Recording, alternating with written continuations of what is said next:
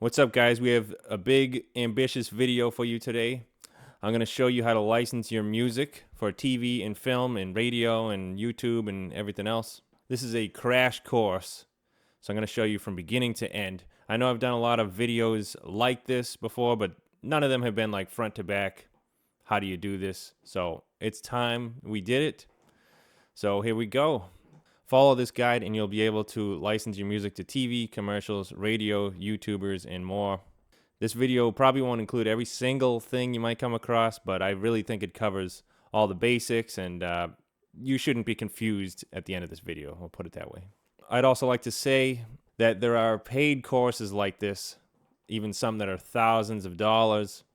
So if this video helps you, you can send your appreciation to me through Venmo or PayPal.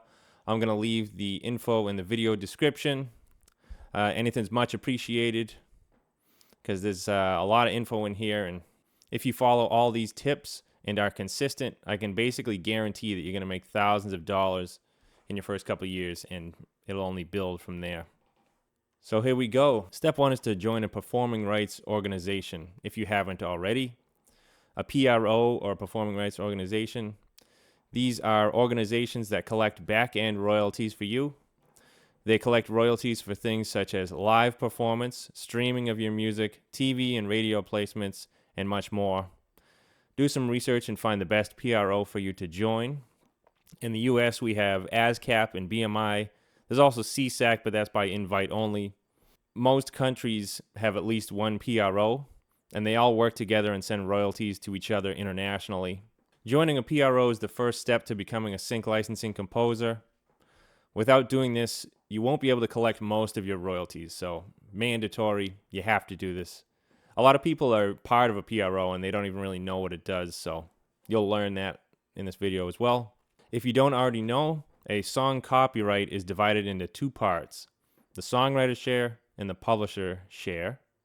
In the US and in most countries, they are 50% of the equation each.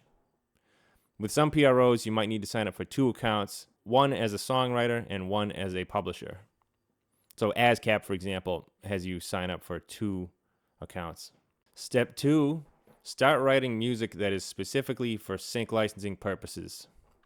You can also license your own band or existing artist music, but for the purposes of this video, we're mostly going to be talking about stuff specifically written for licensing, though I will also cover how to license your existing music. And I did another video about how to license your artist and band music. I'll put a link to that. When you write music for sync, you typically want your tracks to be roughly 1.5 to 3 minutes. Usually I aim for 2 minimum. 2 to 2.5 is usually pretty good. Make sure the music builds and is not just a simple loop. In fact, you can't use pre-made loops or any AI-generated music. Just not allowed, and it would cause a lot of copyright issues. Also, always have hard endings. Never fade outs. So the song should just end with one hit. A hard ending in production music is called a stinger or sting ending. You might hear it also called a logo. You want to aim for a certain style of music and nail it. For example, surf rock, nail it. EDM or Afro beats or whatever it is. Random combinations of genres can be cool for artist music, but it's not usually what people look for in this business. For example, write something that's straight up electronic dance music. But don't write a surf rock / trailer music hybrid, as cool as that might sound. My suggestion is to listen to a lot of examples of production music to get inspiration. And we'll go over some of the companies and websites you can use to listen to music. And of course, make sure your music is the best quality it can be as far as mixing and mastering goes. If you don't know how to mix and master your music, learn as you go. Watch tutorials, look up EQ cheat sheets, etc. If you pay someone else to mix and master your music, that is a certified way to be in the hole for the better part of your sync career. Basically, if you do that, you'll spend a lot of money at the beginning and you won't recoup it for a long time. I suggest keeping a spreadsheet of all of your music tracks. I keep a working list, which includes track title, alternate titles if applicable, BPM, key, co-writer info, and also which music library the track is assigned to, or the publisher. If it's unclaimed, I just write unclaimed, so there's no publisher. Step 3 now is to start pitching your music. You should always send streaming links of your music rather than attachments. The attachments, they're probably not going to download them. If they can click a link and check it out, that's good. I suggest using a website such as SoundCloud or Disco when you pitch your music. Now, before you just randomly start sending your music out to every email address you can get a hold of, let me educate you on a few different avenues that you can take. The first avenue is pitching directly to music supervisors. I would only suggest doing this if you have a specific style of music that would work for a specific show. Find the music supervisor for that show on a website like IMDB or LinkedIn, and you can send them a personalized email. This is a good method for not having a middleman, but it's not necessarily as much bang for your buck. Like, you're not going to get the same track licensed like 10, 20, 50 times. You might get a license once or twice using this method. So it's a lot of legwork and perhaps not as much bang for your buck. The next method is to work with a sync agent. You can send your music to a sync agent and they will keep it in their catalog and pitch it if any appropriate opportunities come up. A sync agent is basically a middleman between the composer and various clients. So you can do some research to find sync agents out there.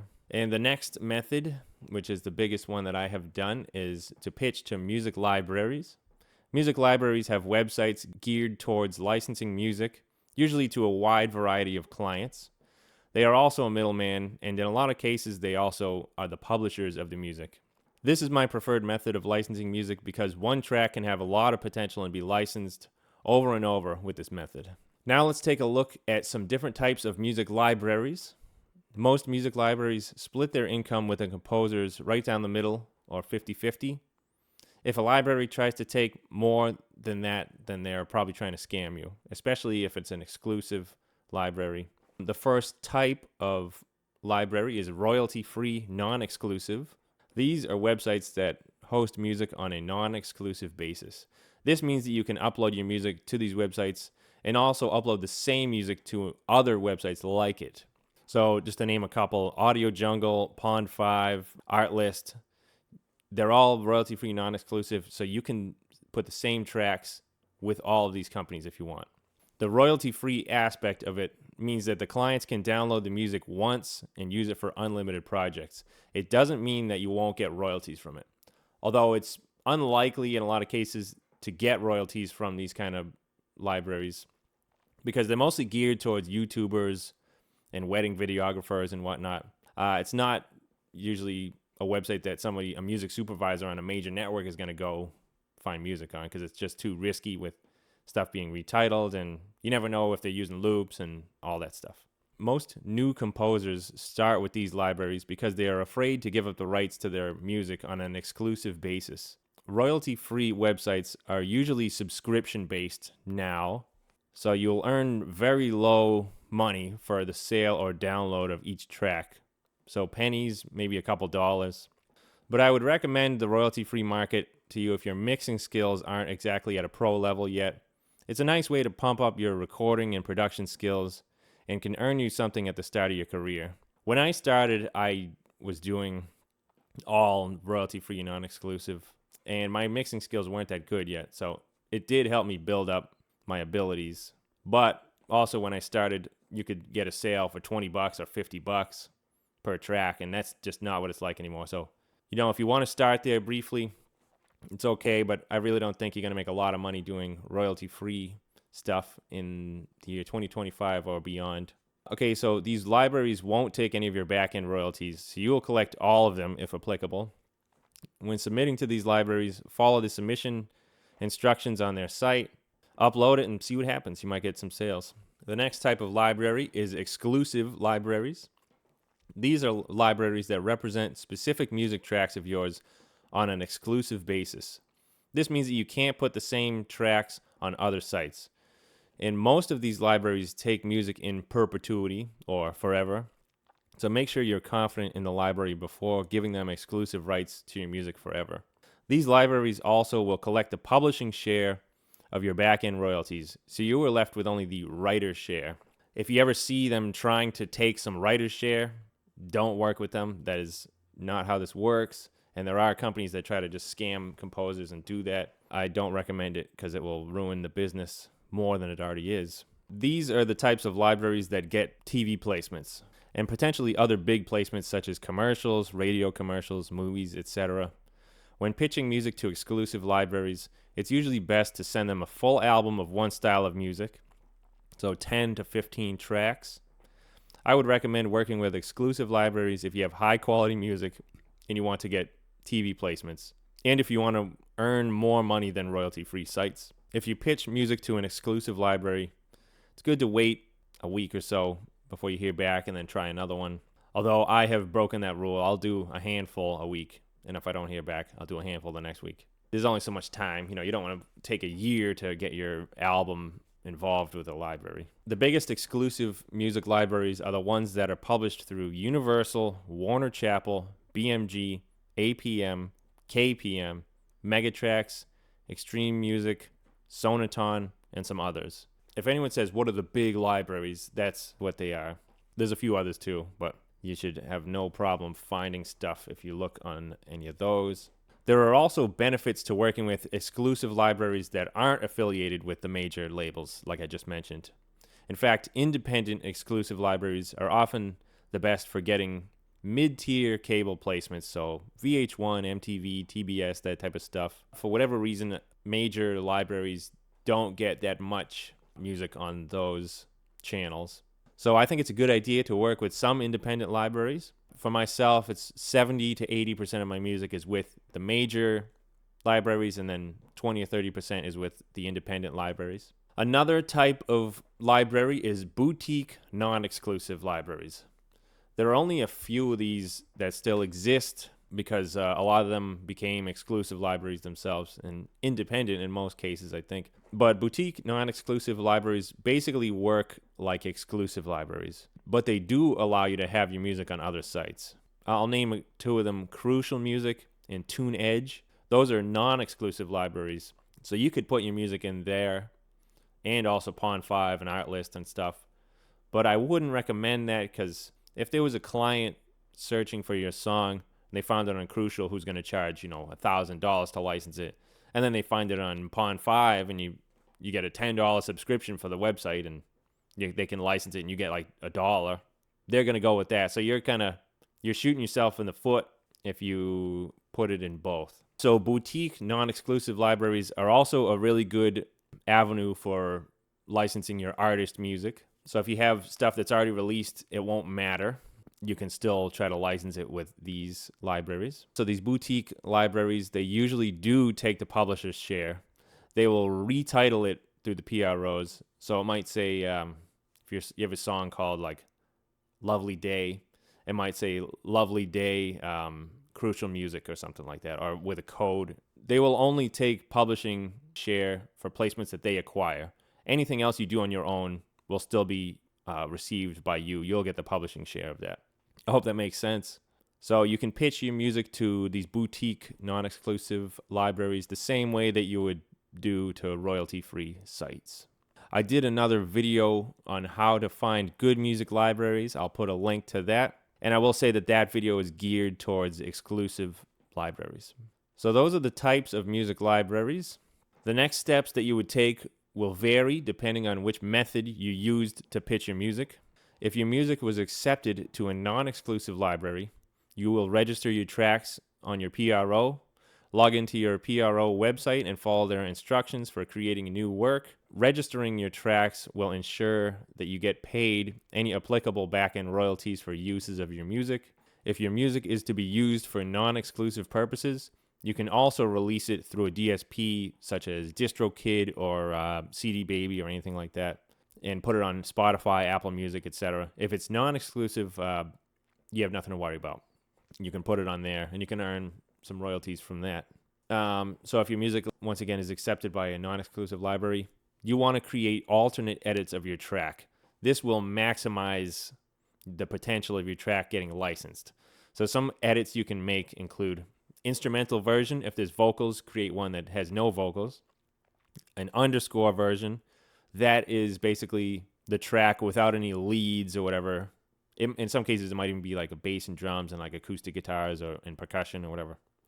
So underscore just has no leads. A 60-second edit, a 30-second edit, a stinger or logo, bass and drum version, no drum version, etc. The 60-second and 30-second edits I did another video on how to do this, so I'll put a link to that. It's not as simple as just grabbing the last 30 seconds or whatever. There's an art to it. The more options you give the clients, the better your chances are of getting your music chosen. For non-exclusive music, you'll need to fill out metadata for your tracks. Metadata is information that is embedded into an audio file. This can include info such as composer, PRO info, publisher, BPM, musical style, key, etc. You can embed metadata using your DAW or an external program. On music library websites, you'll fill out the necessary info and they will embed it for you. The website Disco also has some options for embedding metadata too. For non-exclusive music, you can also upload your music into the YouTube Content ID system, assuming it is allowed by the libraries that you're working with. This is how you get paid royalties for uses of your music on YouTube. Check out this other video I did to learn more about Content ID and YouTube royalties. They're different than back-end royalties. There's two websites that I know of that can put your music into the Content ID system. They are Hawk and Identify. Identify with two Y's, I think. It's the same company. If you have submitted your music to exclusive libraries, you should not register the tracks with your PRO, and you should not release it through DSPs, as this interferes with their ability to publish the music. If you send them the music and they like it, they'll send you a sample contract. Review the contract and make sure that they have a fair deal, 50-50 basically. I always look to make sure the composer gets the full writer's share, 50% of sync fees, and 50% of blanket fees.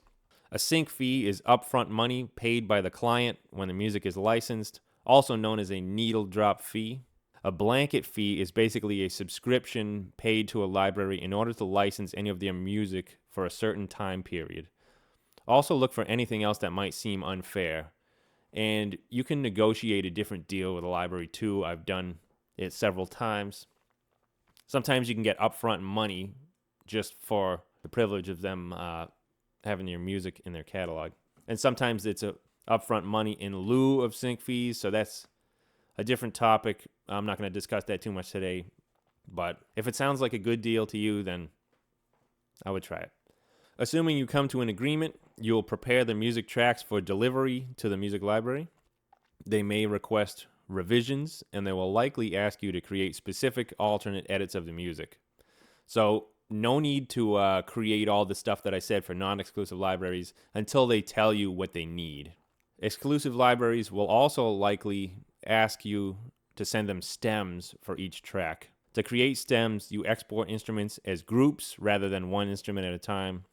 Stems for a pop track, for example, might include drums, lead synth, electric guitars, bass, and effects. So it's not like acoustic guitar 1, acoustic guitar 2, lead. It's rather simple. The reason they want the stems is so that they could create, like, let's say the client wants the track, but I just want to get rid of that synth lead. They could drop all the stems in and just mute that one. So that's the reason for it, and it happens sometimes. Still talking about exclusive libraries, if you reach an agreement with them, once the contract is signed, they will register the music on your behalf. They'll do this close to when the album is about to be published. They don't usually do it until the time is needed. It could be months or more. They will add themselves as the publisher and you as the composer.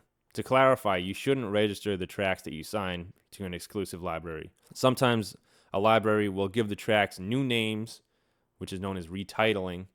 This is nothing to be worried about. There's a few reasons they might do this. One is just to make sure that the tracks aren't registered with these names already. Another reason is just so that they know their catalog and they know the best way to market the tracks to their clients. So they might retitle it to give it a better title that's appealing to their clients. After the files have been sent and the contract has been signed, the music will be prepared for release by the library. This can take anywhere from a few weeks to several years for a library to publish your music, though typically it is somewhere between the 3 to 12 month range. Be patient and just start working on your next project after you sign a batch of music. I would probably reach out to them if it's been over a year and they haven't done it. I've had it happen before, and it's not uncommon, but It's like, hey, is this still happening? Once the music is published, you're able to start getting placements. It's good to check the website of the music library every once in a while to see if the album has dropped. I suggest, after it goes live, tracking your music on a website such as TuneSat. TuneSat is a free website where you upload your music tracks, and it can detect uses of your music on various TV channels in the US and Europe. While this isn't necessary, it does provide some data, and you can evaluate which libraries are getting a lot of placements and which ones aren't. Most libraries don't tell you when your music has been placed. It would just be so much work for them to every single time do it, and sometimes they don't even know because they just grab it on the website and then they'll put it on, they'll use it for something. I should also mention TuneSat is not foolproof. It misses some stuff, but it at least gives you an idea. It's a free website, by the way. You can upload up to 50 tracks on there with the free version. And one track is like 20 megabytes or something. So you can do a full album for one track. Hint. Most exclusive libraries will pay you sync fees and other upfront royalties on a quarterly or biannual basis. It can take time to build up, and these earnings are usually lower than the back-end royalties, unless you're getting big sync fees. You'll start getting paid for your TV placements several quarters or several years later. This is for back-end royalties, by the way. The amount of money per placement varies wildly, from nothing to pennies to several $100s, could be even thousands of dollars. In rare cases, though. Major networks will pay the most, such as CBS, NBC, Fox, ABC. Smaller cable channels and streaming services will pay less. It is all a numbers game. You'll probably need thousands of placements or more to make a living from doing this. Once you establish relationships with music libraries, you might receive things called briefs. Briefs are requests for specific types of music. In most cases, it's because a client is looking for music like that. When you receive a brief, it will usually have a description of the musical style that they want, instrumentation, suggestions, maybe some other requirements too. They usually send you examples of tracks that are similar to what they're looking for. They will also give you a deadline for the brief, which can be anywhere from the same day to months ahead. Writing music for briefs drastically increases your chances of getting placements. So now I'm going to go over some miscellaneous stuff that I didn't cover yet, but I think these are important. Another type of income you can earn is neighboring rights royalties. These are royalties earned from the public performance or broadcast of sound recordings, especially for countries in Europe. I suggest signing up with a neighboring rights group after you have published some music, especially for publishers and libraries in Europe, or if your music has been sub-published through a major library in Europe. That's something I didn't bring up too. So when I mentioned the major libraries, a library, for example, might sub-publish through, let's say, APM for the US and Canada, and then Universal Music for the rest of the world. Sub-publishing just means that in different territories, the music's hosted on different websites. If we're talking about that library that I just mentioned, if you're in the US and you want to license the music from that library, you'll have to go through APM. If you lived in the UK, you would have to go through Universal Music to license the same music. So that's sub-publishing. Libraries on their websites will usually list their list of sub-publishers for each territory and how you can get in contact with them if you're a client. This is a major factor in how I decide which libraries I want to submit to. If they have a good network of sub-publishers. With APM and Universal, that would be a good sub-publisher combination. Or it could be Warner Chappell for the US and Canada, and then BMG for the rest of the world. Or Sonaton specifically is one that is good for Germany and Austria. So that's a good... Anyway, that other video I did talking about the good libraries does cover this in more detail. Okay, cue sheets I haven't mentioned yet. These are documents that are filled out for TV shows that list each piece of music that appears in the show. They list important things such as the track title, the composers, the publishers, length of use, type of use, etc. Type of use meaning like background instrumental. It could be a theme. Theme music pays more than background instrumental. There's a lot of different things there, though. It is the responsibility of the shows and networks to file cue sheets.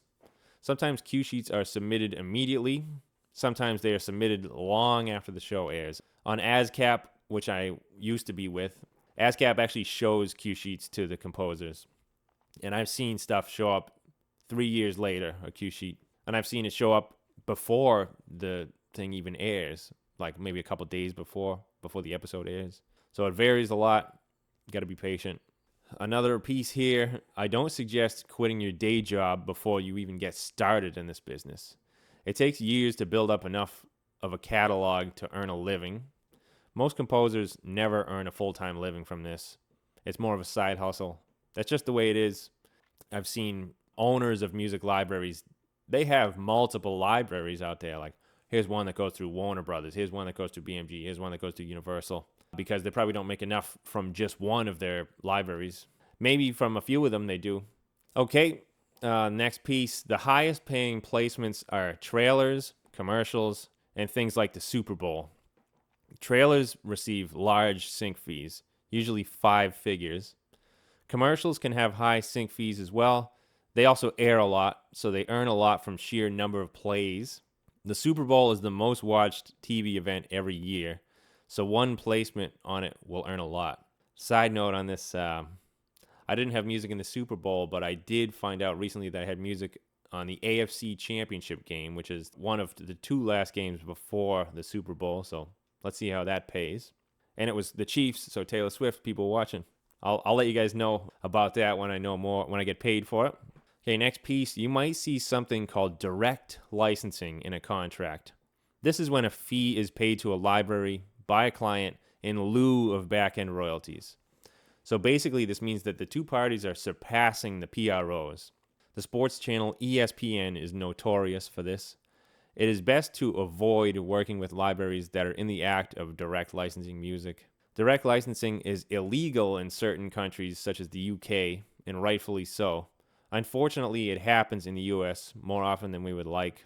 The reason they do this is because they feel that if the same show or whatever airs in other countries, they'll earn royalties from that. So something is earned, but it's like a deal, a handshake deal between the client and the library, and usually the composer doesn't see any money from the direct licensing stuff, so very annoying.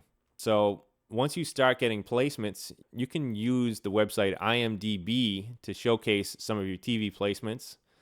This is a good idea in my opinion, as it shows some legitimacy and it can help you get more work.